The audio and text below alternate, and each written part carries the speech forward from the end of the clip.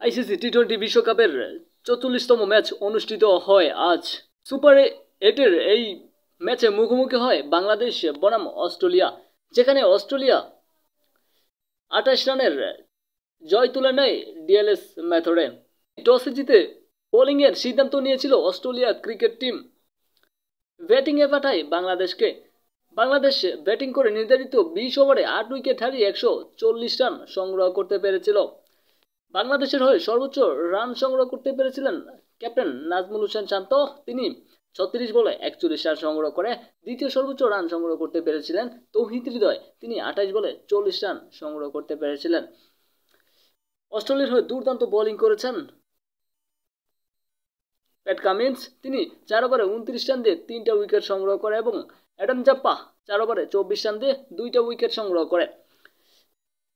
দ্বিতীয় ইনিংসে 141 রানের জয় লক্ষ্যে ব্যাটিংয়ে নামে অস্ট্রেলিয়া ক্রিকেট টিম, যেখানে ব্যাটিং করতে নেমে 11 ওভার 2 বলেই 2 উইকেট হারিয়ে 100 রান সংগ্রহ করতে পেরেছিল এবং বৃষ্টির কারণে বাকি ম্যাচ পরিত্যক্ত হয়। অস্ট্রেলিয়ার হয়ে ডেভিড ওয়ার্নার 35 বলে 53 রান সংগ্রহ করে নট আউট থেকে যায়।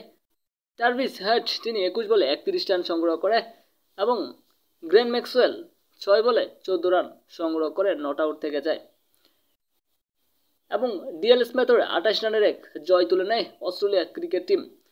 বাংলাদেশের হয়ে দুর্দান্ত বল করেছেন রিশাদ হোসেন। তিনি 3 ওভারে 23 রান দিয়ে 2টা উইকেট সংগ্রহ করে বাংলাদেশের সাথে 28 রানের এক জয় তুলে নেয়।